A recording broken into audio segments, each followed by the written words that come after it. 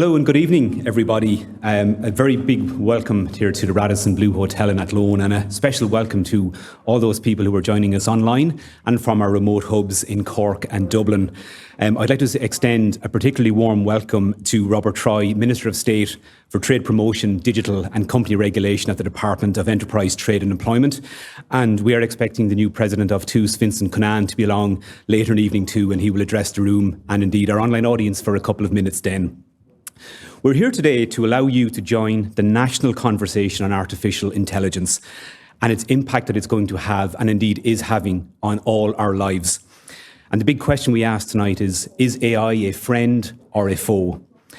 When posting about the event, and those of you that are online and doing so already, and those of you who are here in person or in the hubs, please use the hashtag #DiscussAI for any hashtags or any postings you're doing about this evening's event.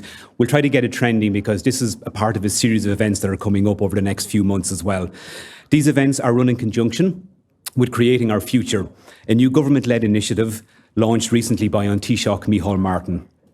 And when it gets to thinking about data protection, GDPR, artificial intelligence. I'm sure a lot of you listening, a lot of you joined in and people in the room tonight are probably maybe somewhat snowed under by all this new terminology and wondering what impact it will have on our own lives. Well, from a GDPR perspective, I must say we're taking phone numbers and contact tracing of people in the hubs. Please note that they will be destroyed after 28 days in line with GDPR guidelines. But in getting to the whole conversation and thinking about what AI is, something came to my own mind recently, and it was a clip of an interview with Arthur C. Clarke, the science fiction writer and the futurist, and it was actually used at the very start of the 2015 biopic on Steve Jobs. And Clarke basically predicted that when speaking about the interviewer's son, that if we wait until the year 2001, he will have in his own house at least a console. And he said he was looking at the computers that were there in 1974. He said, this will be small, it'll be concise. And on that console, he will be able to talk through his friendly local computer and get all the information he needs for everyday life. Bank statements, theatre reservations, all the information that in order to deal with and live in a complex modern society. So this is in 1974, bear in mind. When he was asked about the potential decline in social relations brought about by technology, Clarke responded that in many ways, technology will enrich our societies. It'll make it possible for us to live anywhere, adding that any business person or executive could live almost anywhere on the planet and still deliver in their daily job or create or grow a business. Now, if I personally think back to 2001, I was in my third year of an engineering degree. And at that stage, we were still submitting some of our projects handwritten.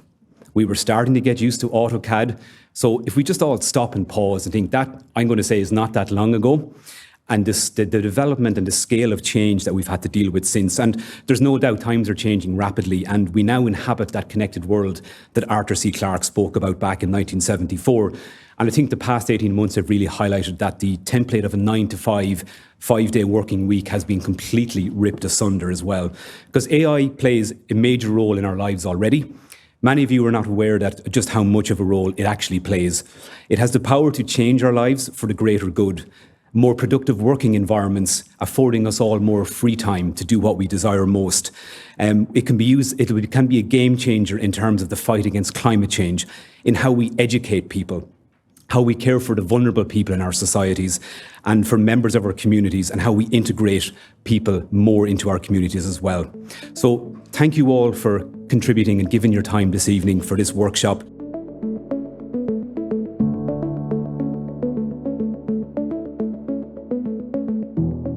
Thanks, Ronan. So as Ronan mentioned, I'm Laura Grehan. I'm Education and Public Engagement, or as we say, EPE Manager with ADAPT, and I'm delighted to welcome you here this evening for our Citizens Thinking. I thought I'd start by answering the question, what is a Citizens Thinking? And probably many of you are sitting here, hopefully not our scribes and moderators, but some of you still wondering that. What have you actually signed up for this evening? Well, a Citizens Thinking is essentially a discussion forum, a hopefully fun one, in which you as members of the public can engage in dialogue and discussion with leading AI researchers around the role of AI in our lives and in society more generally. If you're feeling apprehensive, there's no need to be. You don't need any previous knowledge of AI in order to be able to participate fully. What's important to us is that it's your views that will help us to understand understand better the benefits, drawbacks, opportunities and risks associated with emerging AI innovation. You'll also help us identify and prioritise future areas for research. And when I say us, I mean the EPE Research Centre, and here in Athlone this evening, also the Advanced Technologies and Manufacturing, or Athlone cluster, and our industry partners, IMR, Mercis and Sodero. So ADAPT, just very briefly, is the Science Foundation Ireland Research Centre for AI-driven digital content technology, a nice short, memorable name. We're a university in industry research centre with more than 300 researchers based across 80 universities in Ireland. And our research spans many disciplines, including IT, ethics, psychology, healthcare, and much more besides. But our work focuses on the broad area of artificial intelligence, or AI.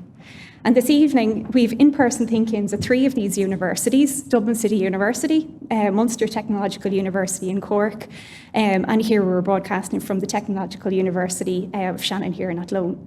We've also many people joining us online from other locations around Ireland this evening. And it's important for us to highlight that the ADAPT research programme is very much human-centric, meaning it places the human at the heart of developments in AI, and that's really why we're here this evening. The event forms part of ADAPT's wider Discuss AI, national conversation on AI, and the government's wider Creating Our Future national conversation on research. Our aims this evening are to help you learn about AI and the potential and current role that it plays in your life and in society, and also to help you become more confident in evaluating the risks, benefits, opportunities and challenges presented by emerging science and technology. And also then, importantly, to have a voice on this vital area of research. Your participation will help us understand better public views on AI and to identify future research directions. We'll take notes on the conversation as it goes along, and this will be done anonymously, so we really do encourage you to feel free to express your views openly.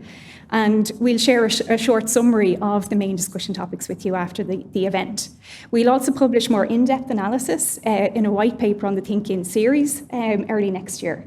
And we'll then share that white paper and recommendations with relevant policymakers. If you're attending a Think In person, like our participants here in Athlone are, you'll have an opportunity to submit research ideas to back up the evening by filling out one of these Creating Our Future postcards that we'll have available during the break, and some of them are on your tables here. And if you're participating in an online Think In, you can submit your ideas, not just on AI, but on any aspect of research, to the creatingourfuture.ie website. So finally, what is our format for this evening? Well, we're going to start with a short introduction to AI to get you up to speed on research in this area and some of the implications of AI for society. This will be done by way of a short interview with Dr. Niall Murray, who's here with us from the ADAPT Centre at the Technological University of Shannon. We'll then break into small groups.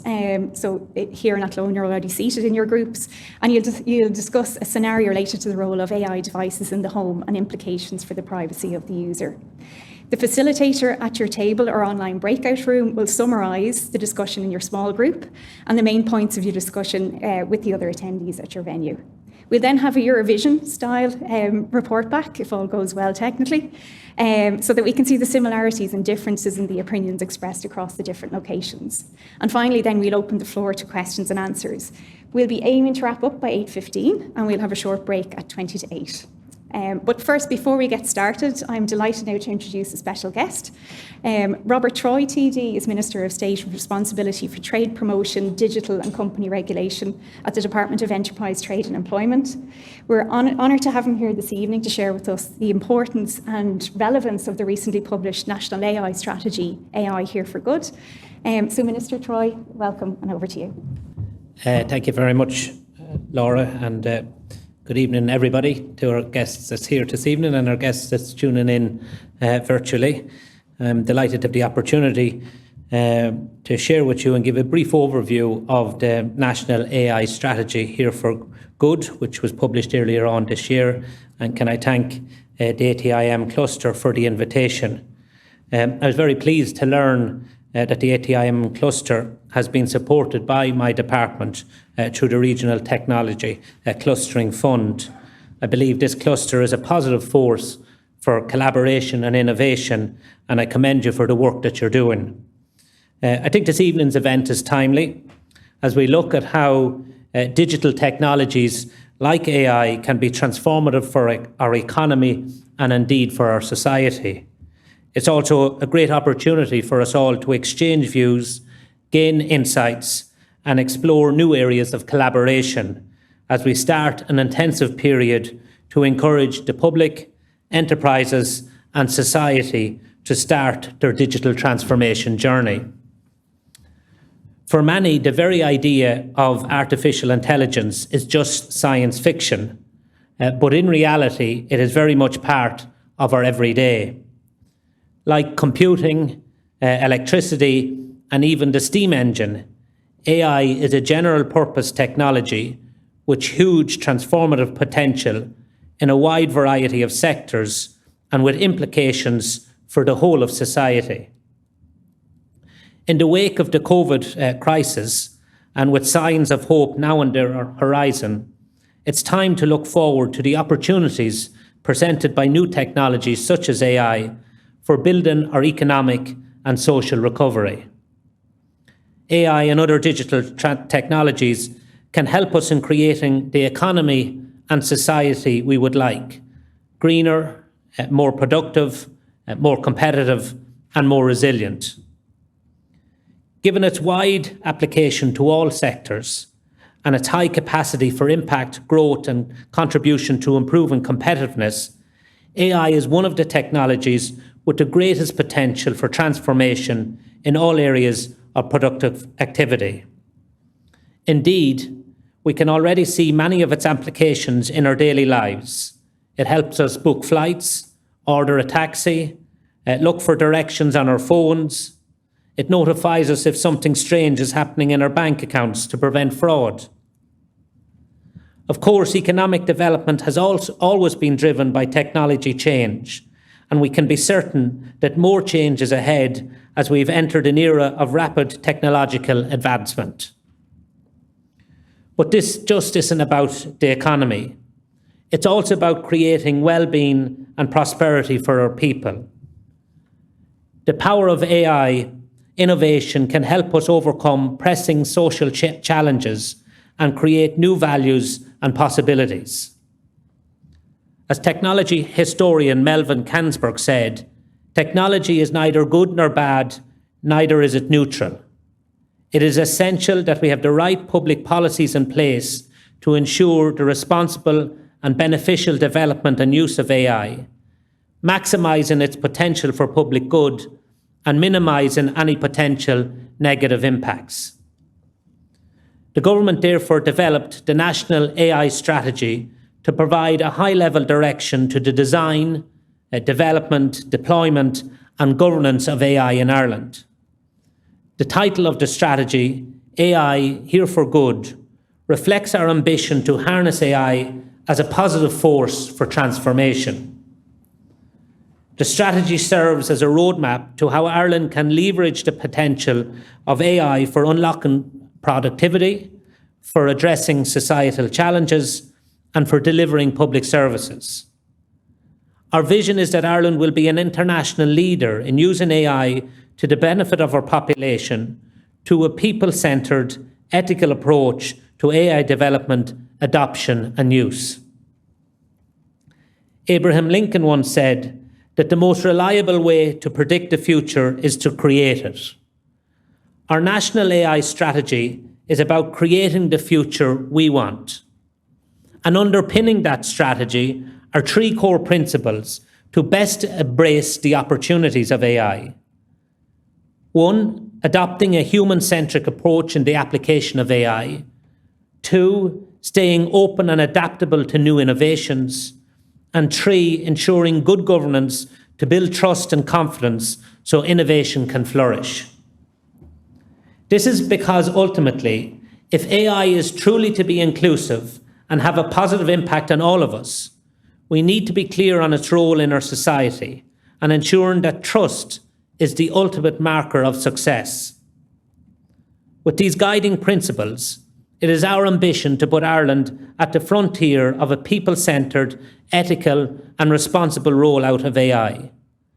This will further enhance Ireland's reputation as a place where it pays to invest in innovation.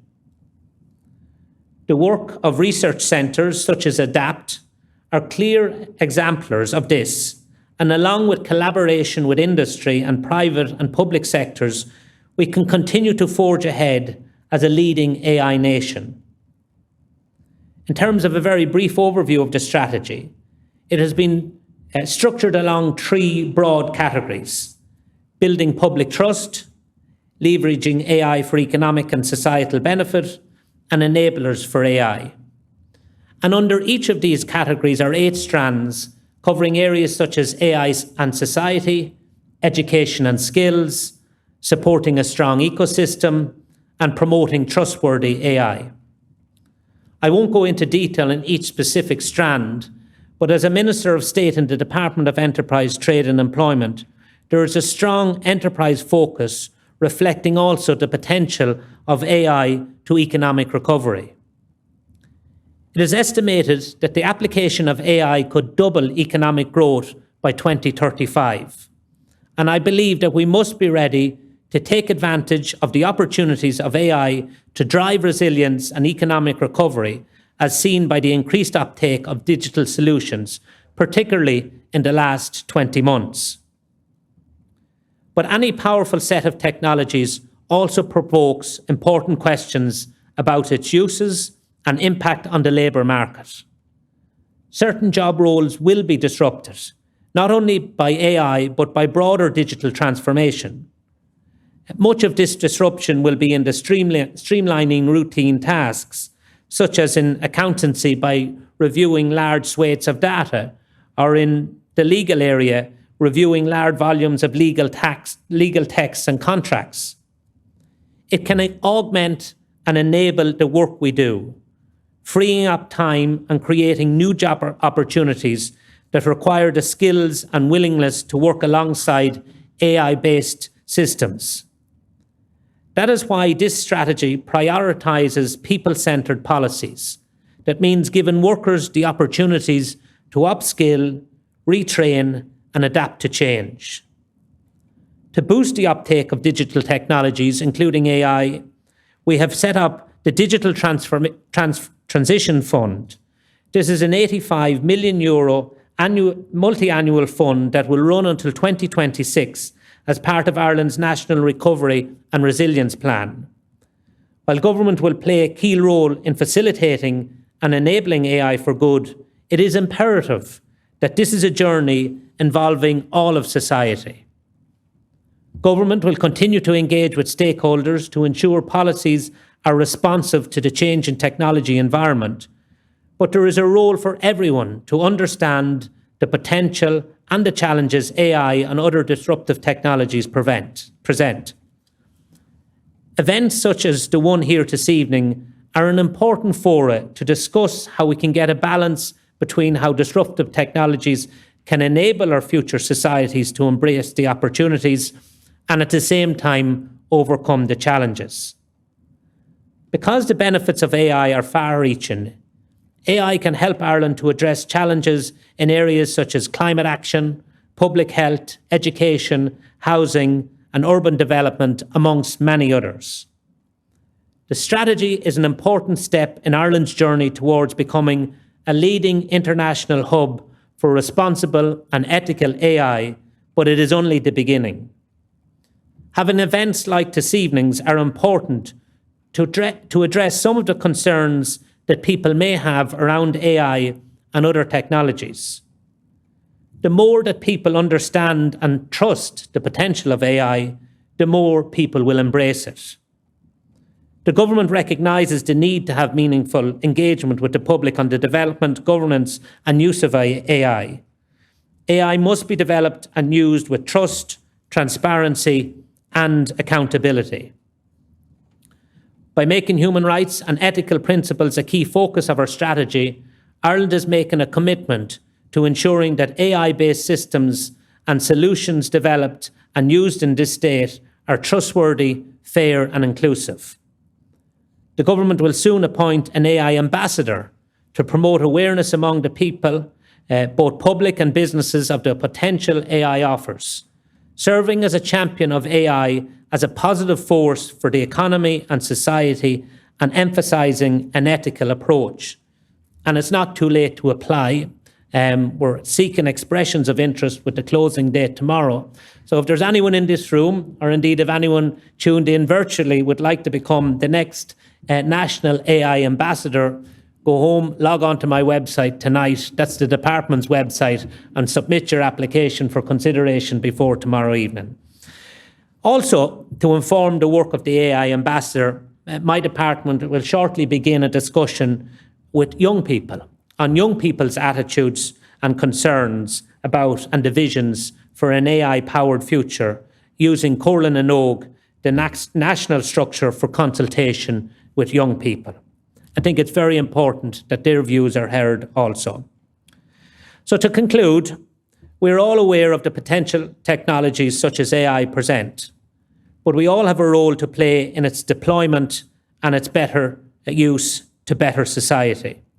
I want to wish you very well in your discussions this evening, to thank you again to the ATIM cluster for organising the event and for the invitation to share with you a brief overview of the national strategy, and to apologise that I cannot stay long at the event due to a prior commitment, but I do wish you well, and I look forward to engaging with you in the weeks and months ahead.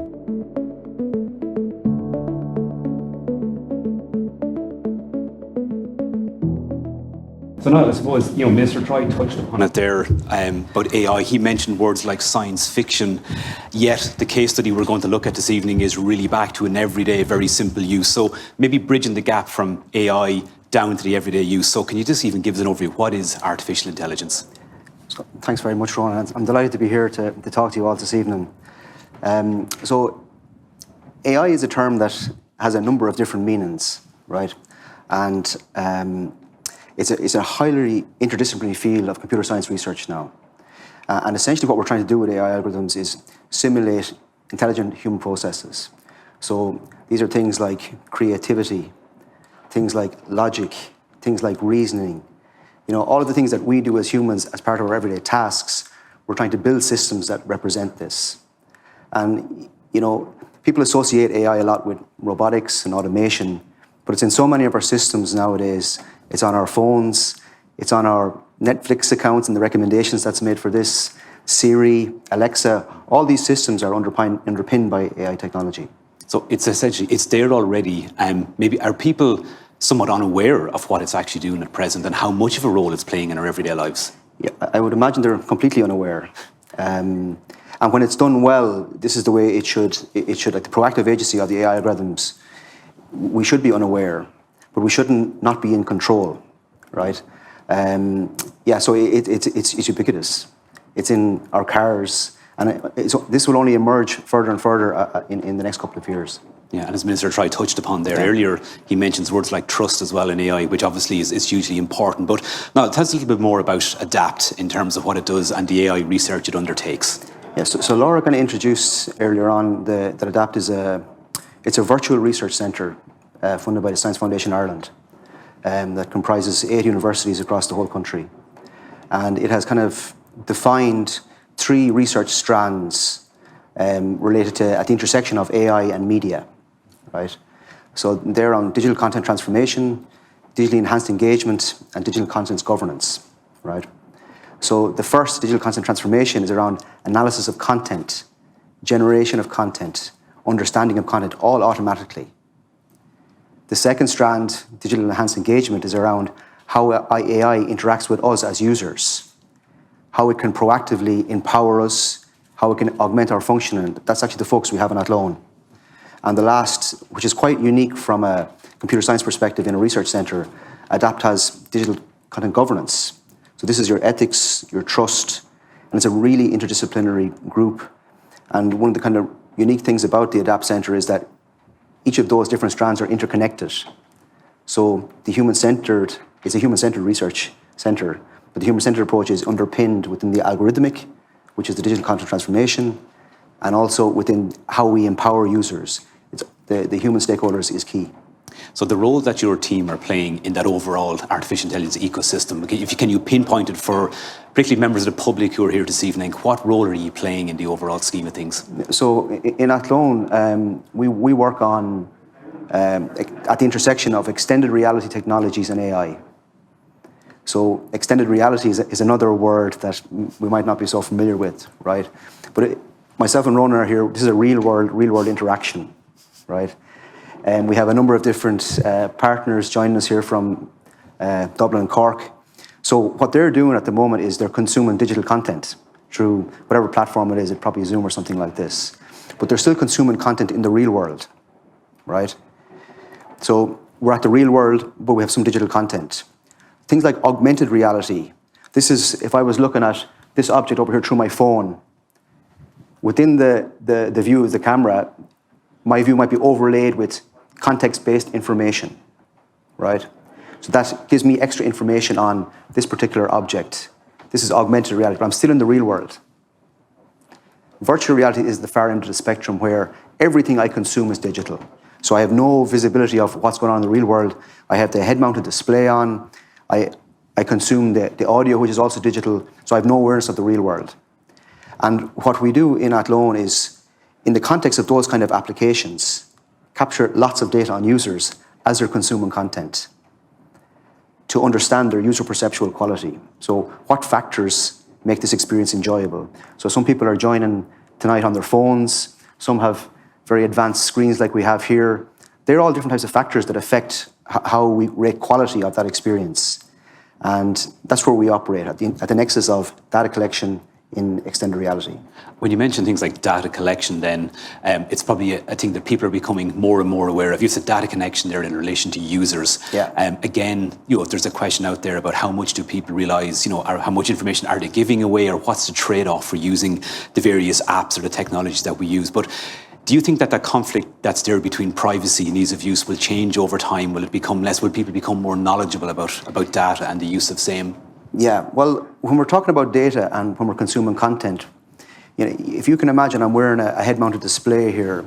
The kinds of data you can capture on the user are, if you think about it, it's actually like a sensor on your head. We all think about these devices as presentation devices, but if you flip it, it actually is a sensor.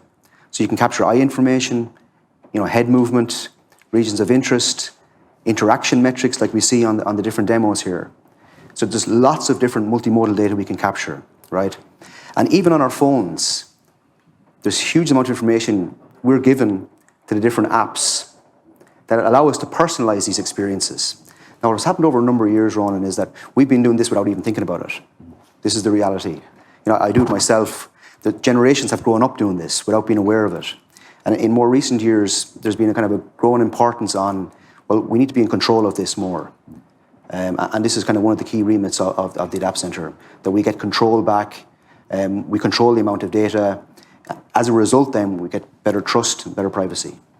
And very briefly, Niall, given your research to date, what areas of AI do you see as potentially having the most impact in our future lives?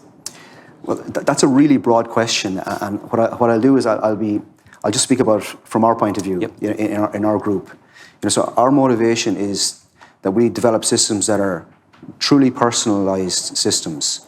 So this means that we sense the minimum amount of data to understand the user. And then with AI. And then we use AI to select the assets or the content to present to the user so that truly personalized experiences are realized. And if you can think about the applications or the benefits of this, if I'm a student, the learning experience is truly personalized to me. So if I have a difficulty in mathematics or sciences or whatever, we can tailor the rate of difficulty as it's developed. Similarly, in health, you can tailor the programs not with human input, but based on the data. So this is where I think, from our point of view, that's our kind of holy grail of research and our strategy in the next few years. We're going to switch over, or go very shortly, to our hub host as well, to really, to get you all working, to get you to do what you're here for this evening. But briefly, Niall, how important is it to have members of the public and the citizens here to engage in this evening? It's absolutely essential.